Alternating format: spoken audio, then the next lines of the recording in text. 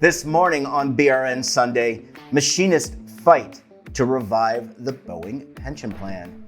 And here to break it all down, John Lowell is with October 3 Consulting. John, always great to see you. Thanks for joining us on the program this morning.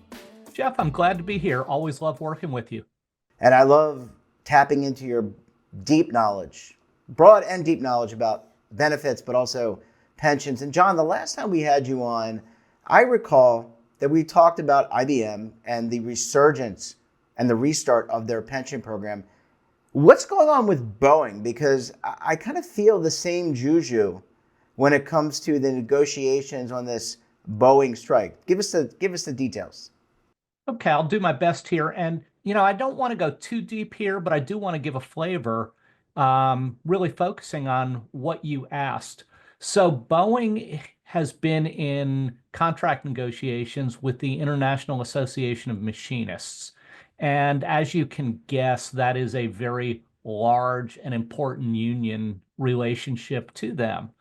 The back several negotiations ago, when the airline industry and the aircraft industry were both in some meaningful trouble, the union agreed to give up their pension benefits for what they thought was a temporary period.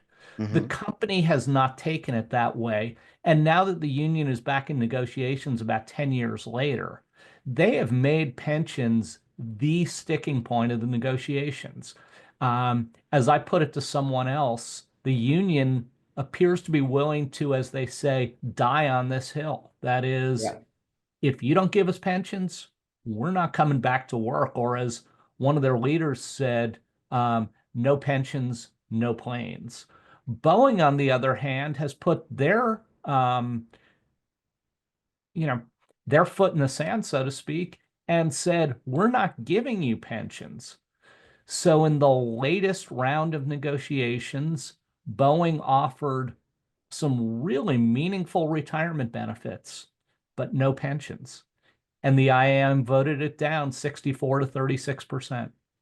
So, John, just negotiations can be contentious, and I think we saw this with the longshore, forget the name of the local, but the union that was responsible for unloading ships, and that was kind of taking a contentious turn, worked its way all the way up to the White House. But let's talk about this debate or this negotiation in the context of IBM.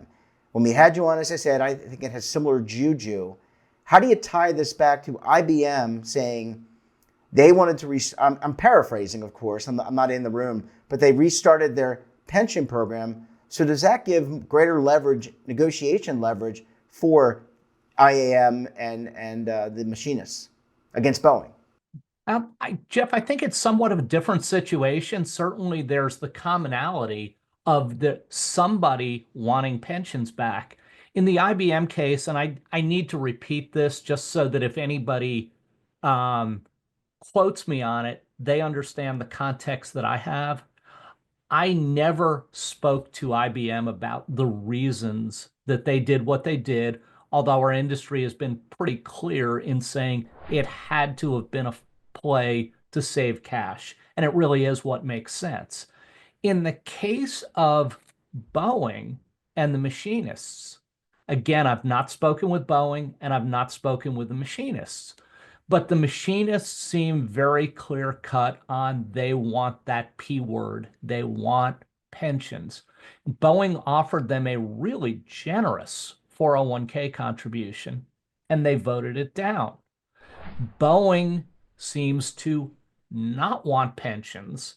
And, there are pensions that they could give the machinists that would cost the amount they're willing to spend on retirement or less. But we're still in that situation of machinists say pensions, Boeing says not pensions. And those two terms need to get themselves together somewhere, or the organizations are not going to have a happy ending. And who knows how long the machinists will be on strike. So, John, you are an actuary by trade. You're not a mediator, but I want to put you in the room. If you were in the room, how do you how do you broach this? Because you're look, I mean, you're not in the room with these parties, but you're in rooms with lots of different parties to help. And these, when I say parties, there's people around the room, CFO, HR, CEO, head of HR, right, that are talking about the future of benefits. So how would John Lowell approach this negotiation as a mediator? Maybe you have a second career, John. You never know.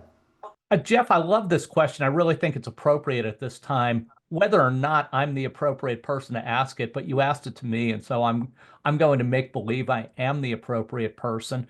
And by the way, while I am not a mediator, I have been involved in mediation. I've been involved in disputes between two sides where I was one of the parties helping the mediator given my particular expertise, or at least perceived expertise in those cases.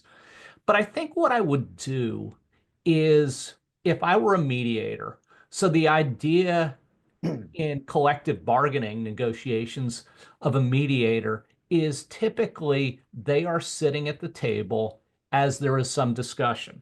They will listen and take notes.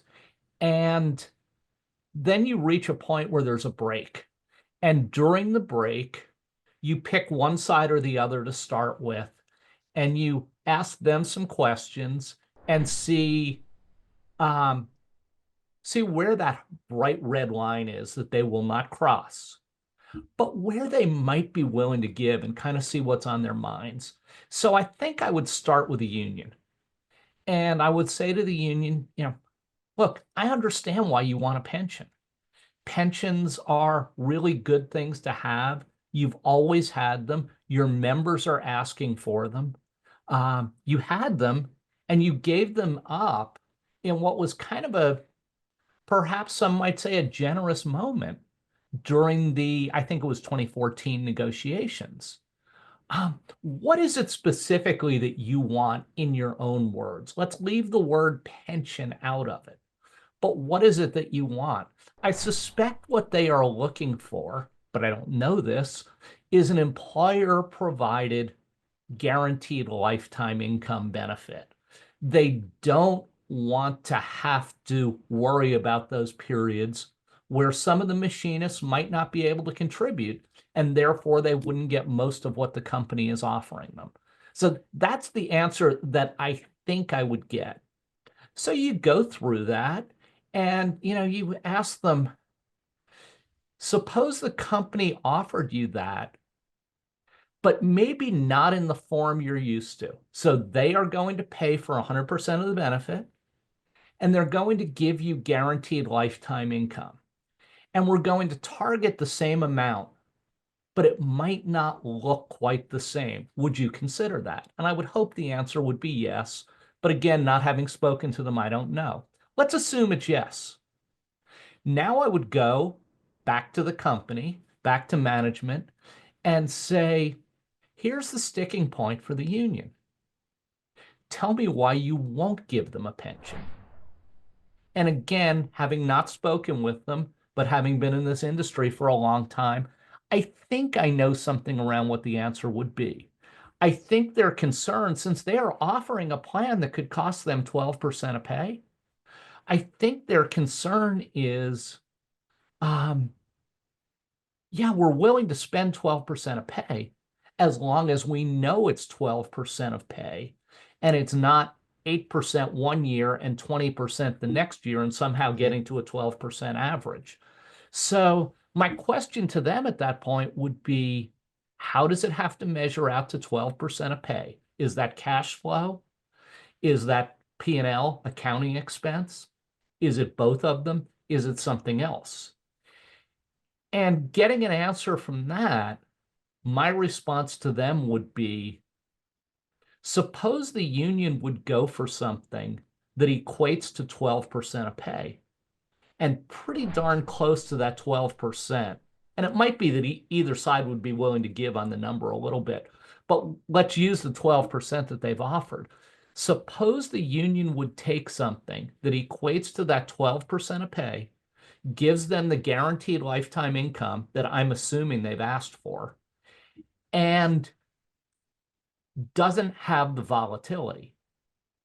but technically it's a pension. Would you go for it?